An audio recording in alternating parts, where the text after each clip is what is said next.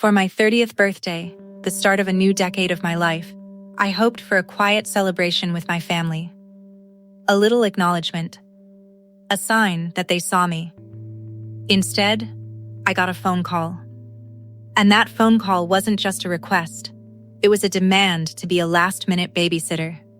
In that single moment, their priorities were made brutally clear. That single moment of betrayal was the shock to the system I so desperately needed. It was the push I needed to finally stand up for myself and take my life back from the role they had cast me in.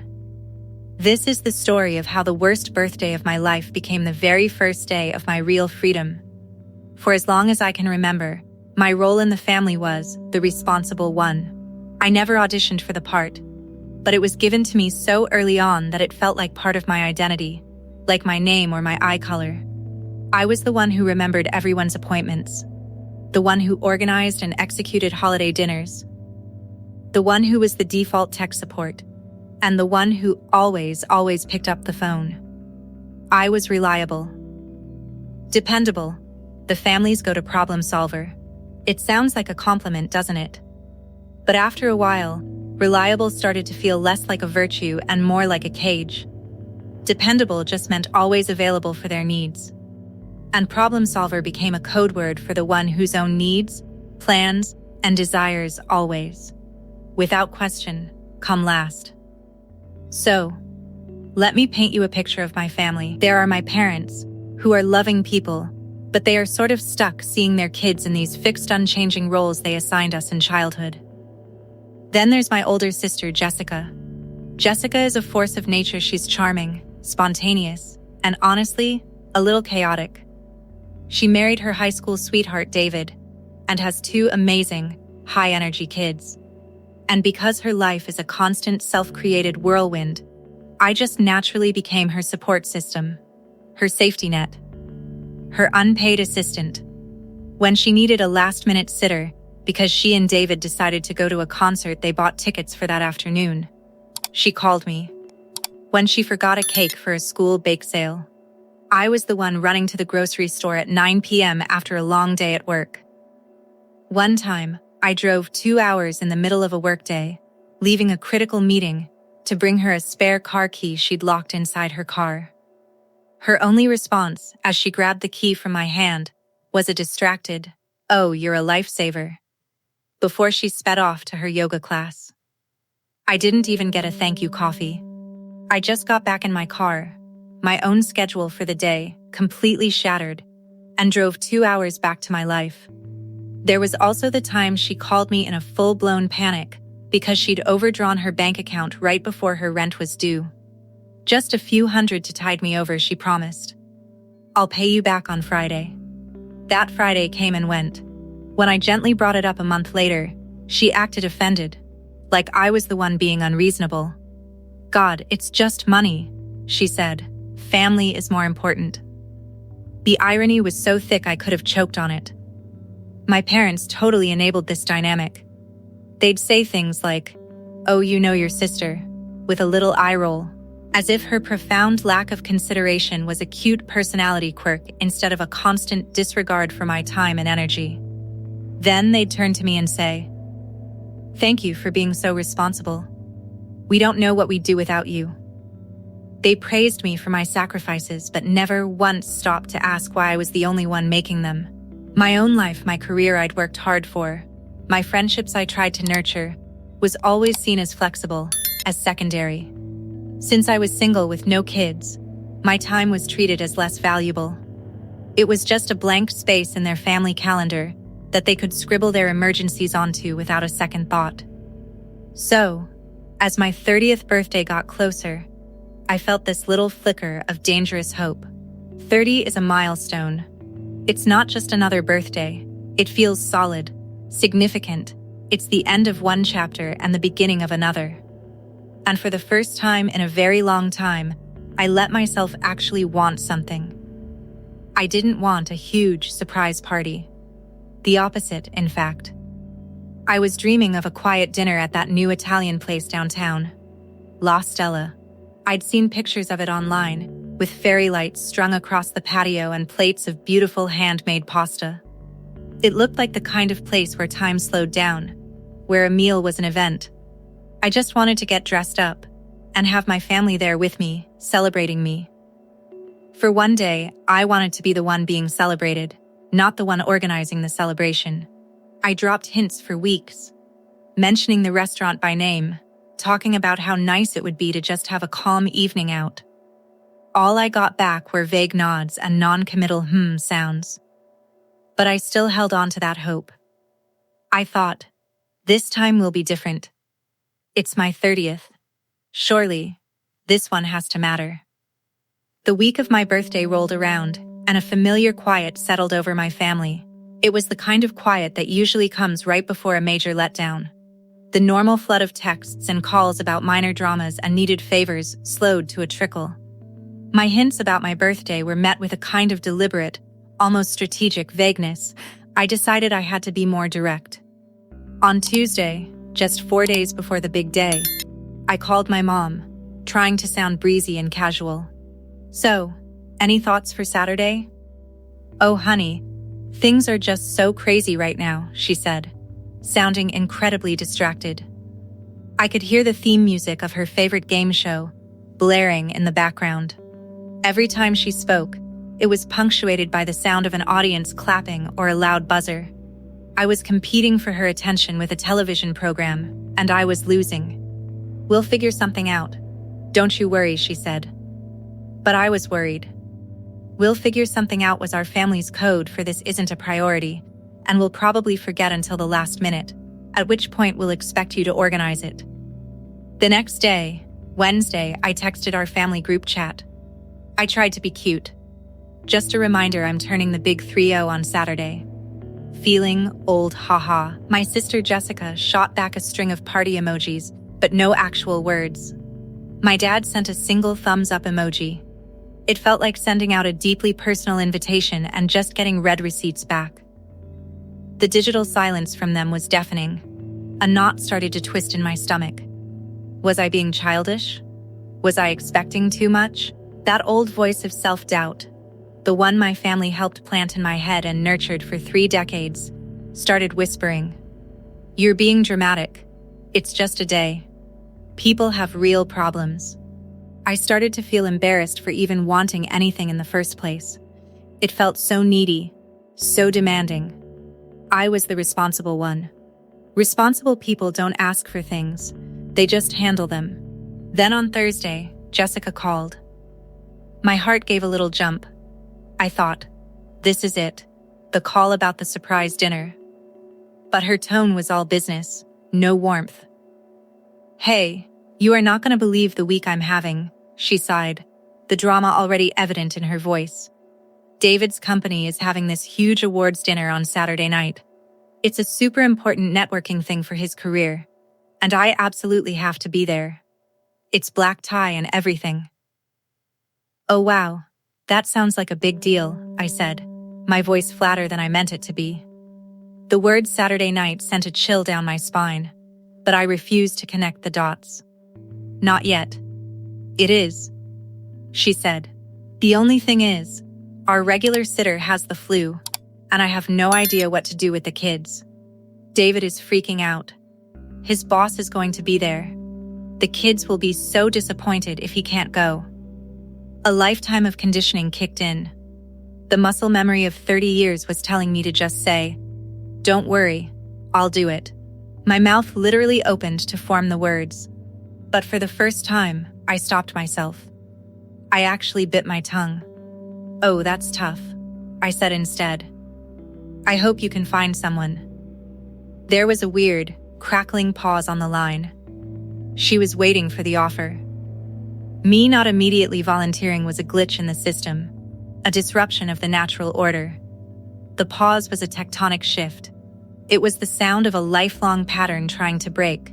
"Yeah, well, I'm sure we'll figure something out," she said, echoing my mom's dismissive line. The call ended pretty fast after that.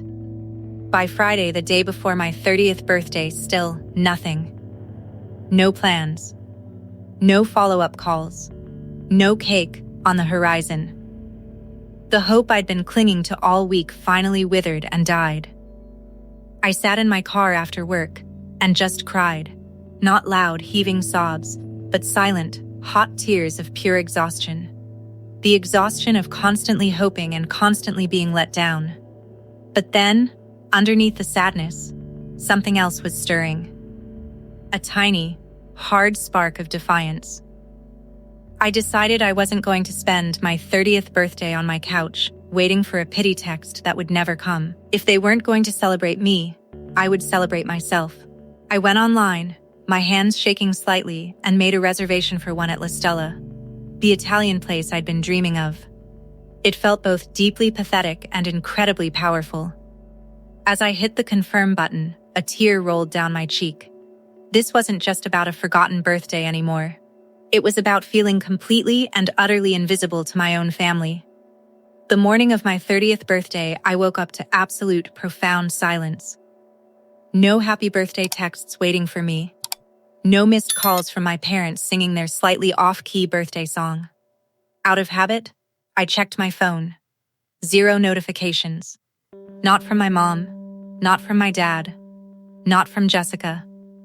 The screen was just blank, a perfect black mirror reflecting my own invisibility. I just lay there for a while, staring at the ceiling, letting it all sink in. I was 30 years old, and to my family, it was just another Saturday. I got up, made coffee, and decided I was going to have a good day. By myself, for myself. I had my dinner reservation. I would buy myself a beautiful slice of cake from my favorite bakery. I could do this. Then, at 10:15 am, my phone rang. It was my mom. A tiny, stupid, traitorous part of my heart leaped with hope. Maybe this was the call. Maybe she was about to apologize and say they were on their way to take me out. "Hi, honey," she said. Her voice was clipped and urgent. It was her general-in-the-field voice, the one she used when managing a crisis that Jessica had usually created. There was 0 birthday cheer in it. No happy birthday, no how are you. "Listen, we have a bit of a family emergency." I took a sip of my coffee. My hand was perfectly steady. "Oh, yes, it's Jessica," she said, diving right in. "You know that important dinner her husband has tonight? Well, their babysitter completely bailed. I mean, can you believe it? Just texted this morning saying she's still sick. Jessica is in a complete meltdown." As she spoke, I felt a strange sense of detachment. It was like I was floating above the scene, watching a movie I had seen 100 times before. I could predict every line. The rising panic in Jessica's portrayal, the critical importance of David's career, and the ultimate, unspoken conclusion that my life was the only flexible piece on the board. "This dinner is absolutely critical for David's career," my mom continued, her voice rising with dramatic flair. "It's a make-or-break night for a big promotion, and she needs to be there. There's just no other way." She finally paused, and the unspoken question hung in the air like a thick fog. I waited, just to see if she would acknowledge the day. To see if she'd even say the words "happy birthday," even as an afterthought. When I didn't immediately volunteer, she finally spit it out, her tone shifting to one of annoyance, like I was being difficult on purpose. "So, we need you to watch the kids tonight. Jessica already told them you were coming, so they're excited. You'll have to get over there around 6. It's the only way this works. We need you. Not, could you please help? Not, I know it's your birthday, and I am so sorry to even ask this, but..." It was an order. An assignment. My job, as always, was to fix their problem no matter the cost to me. I took a slow, deliberate breath. "Mom," I said, my voice quiet but clear. "It's my birthday today." Her response is what shattered everything. She laughed. It wasn't a mean laugh or a cruel laugh. It was something so much worse. A dismissive one. It was a laugh of genuine bewilderment. The laugh of someone who cannot fathom why the Roomba is suddenly refusing to clean the floor. "Oh, honey, don't be so dramatic," she said, as if I were a pouting child. We can celebrate your birthday anytime. Next weekend, whenever. It's just a day. This is family. This is important.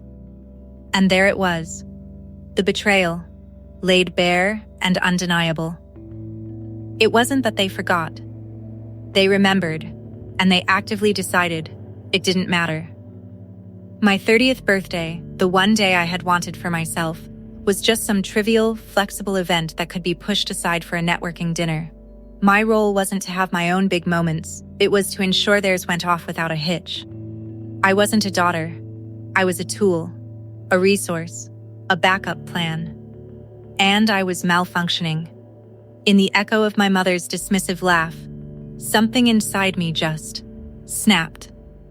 It wasn't a loud or violent sound. It was a quiet, clean break. The part of me that had spent 30 years twisting itself into a pretzel to make everyone else happy finally fractured. All the years of resentment, of swallowed disappointments, of quiet sacrifices, it all boiled down to one single, ice-cold thought. I was quiet on the phone for a long moment. My mom, probably thinking my silence meant I was pouting, but would ultimately agree, started rattling off instructions. They'll probably be home around midnight, so just get the kids in bed by 9, and Jessica will leave pizza money on the no. The word was so quiet, I barely heard it myself. But it landed in the space between us, with the force of a physical blow. The sudden, sharp silence on the other end of the line told me she heard it loud and clear. "What?" she asked, her voice dripping with pure disbelief. "What did you just say?" I said no, I repeated, and this time my voice was stronger. It was calm and steady in a way I didn't even recognize. "I will not be babysitting tonight." "Don't be ridiculous," she sputtered, her annoyance quickly turning to anger. "This is not the time to be selfish. Jessica is counting on you. The family is counting on you. That's the whole problem, isn't it?"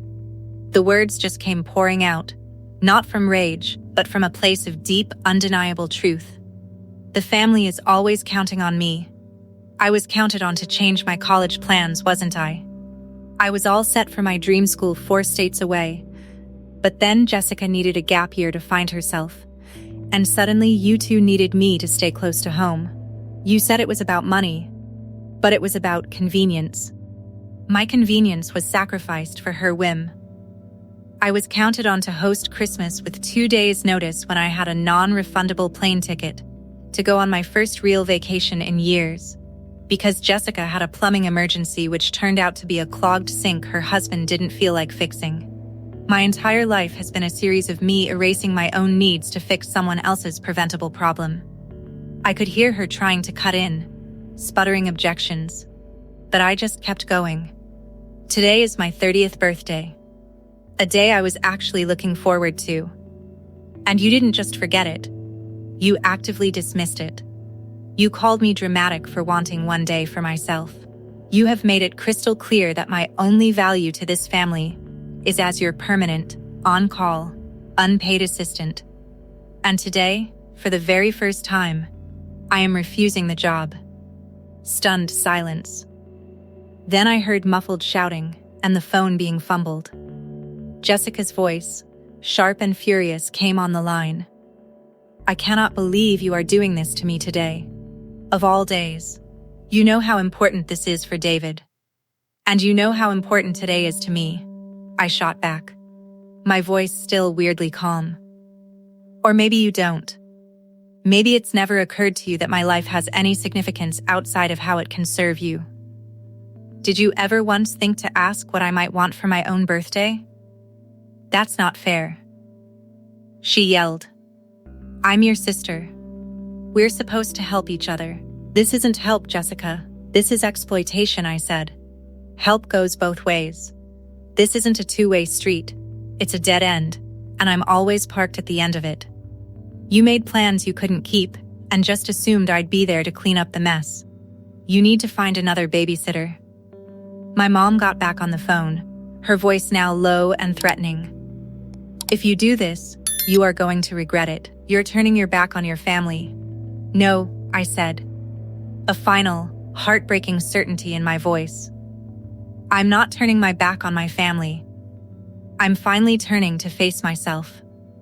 I'm choosing the person I see in the mirror. You taught me to be responsible. And I am. My first responsibility is to myself. We can have a relationship when you learn what that means. When you learn to respect my time and my life as much as you expect me to respect yours. I have a dinner reservation tonight that I plan to keep. Please don't call me again. And with that, I pressed the end button. I didn't slam the phone down. I ended the call with a deliberate surgical precision. My hand was shaking, but for the first time in my entire life, I felt completely and utterly in control. The silence after that phone call was huge. It felt like the air after a big thunderstorm, charged and ringing and weirdly peaceful. My heart was pounding in my chest, but I was also buzzing with a strange cocktail of terror, relief, and a wild shot of adrenaline. I actually did it. I said no. Within minutes, my phone lit up like a faulty Christmas tree. A whole string of angry texts from my mom. 10:50 a.m. You need to call me back right now. 11:15 a.m. This is not a joke. Jessica is in tears. 12:30 p.m. I have never been so disappointed in my life. Jessica sent a novel's worth of guilt-tripping paragraphs about how David's boss would think he wasn't a family man, how the kids were crying, and how some people only think of themselves. My dad, the classic conflict avoider, sent one weak text. Peel's call her mother. They were following the old script. The pressure, the guilt, the appeal to just smooth things over and make it easy on everyone. Any other time in my life, this is where I would have cracked. I would have been drowning in guilt, called back with a frantic apology, and rushed over to Jessica's house. But not this time. I looked at the screen, at their frantic, manipulative words, and I didn't feel guilt. I felt vindicated. Their reaction proved my point more perfectly than I ever could. They weren't mad because they had hurt me. They were mad because they had lost control of me. With a steadiness I didn't know I possessed, I held the power button down and watched the screen go black. I had not just silenced their voices. I had silenced the voice in my own head that for 30 years had screamed at me to please them at all costs. The buzzing stopped. The silence in my apartment came back. But this time, it felt like a sanctuary. That evening, I got dressed up. I put on a new dress I'd bought and never had an occasion to wear. I went to the Italian restaurant. When the host walked toward me and asked, "Table for one?" I smiled without a hint of shame and said yes, celebrating. He didn't even blink. He just led me to a perfect little table in the corner. I ordered a glass of expensive Barolo. I ordered the burrata appetizer and the truffle pasta without even looking at the prices. Each bite, each sip, wasn't just food and drink. It was a sacrament. This wasn't a sad, lonely birthday dinner.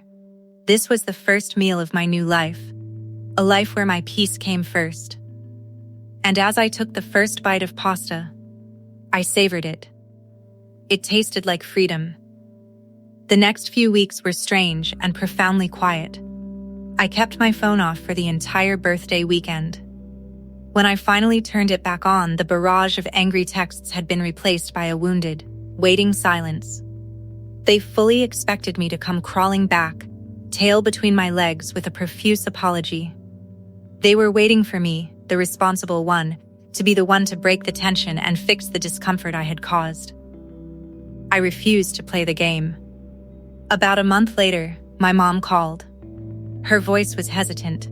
All wrong. It was the voice of someone reading from a script they didn't write. "Hello," she said. "Just hello. Not the usual hi, honey. Quick question." I just said, "Hi, Mom," and then I waited. I didn't fill the uncomfortable silence. She finally asked how my work was, and I gave a brief, polite answer. It was the most awkward 5-minute conversation of our lives. And it was glorious. It was the sound of a new boundary holding firm. Slowly, and with a lot of painful, visible effort on their part, a new dynamic started to form. They learned that if they needed something, they had to ask with respect, and they had to be genuinely prepared for me to say no. A few months later, Jessica called. "Hey," she said. "I know you're busy, but I was wondering if you might be free to watch the kids next Saturday? We can pay you your sitter rate, of course." The "I know you're busy," the wondering if, the offer of payment, it was like listening to a different person speak. I was actually busy that night, so I said, "I'm sorry, I can't. I have plans."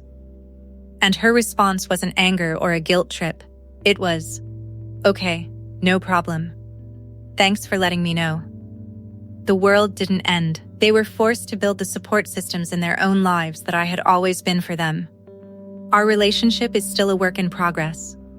It isn't the warm, fuzzy thing I used to dream of, because I realized I was dreaming of an unconditional acceptance they were never capable of giving.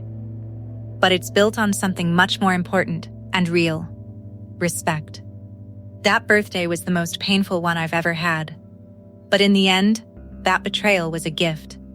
It was the catastrophic shock I needed to see how toxic and one-sided things had become, and to finally find the strength to break the cycle. They didn't give me a party, so I gave myself something much better. I gave myself a voice, I gave myself boundaries, and I took back my own life. That was the hardest and best decision I ever made. Maybe your story isn't about a birthday, but about a holiday, a financial decision, or just the daily drip, drip, drip of being taken for granted by the people who are supposed to love you most. Have you ever had to make a choice like that to stand up for yourself with your family? I'd love to hear your story in the comments, and if this resonated with you, please give this a like and subscribe for more stories about finding your own strength. In the end, it was never about revenge or getting even. It was about respect. My family had to learn that my love wasn't an entitlement or a resource. It was a relationship that had to be nurtured and respected. They didn't give me a party. They didn't give me a cake. They didn't give me a gift. And I am eternally grateful. Because their betrayal forced me to give myself the only gift that truly matters: a life that is my own. The best birthday gift I ever got was the one I gave myself: my freedom. Thanks for listening.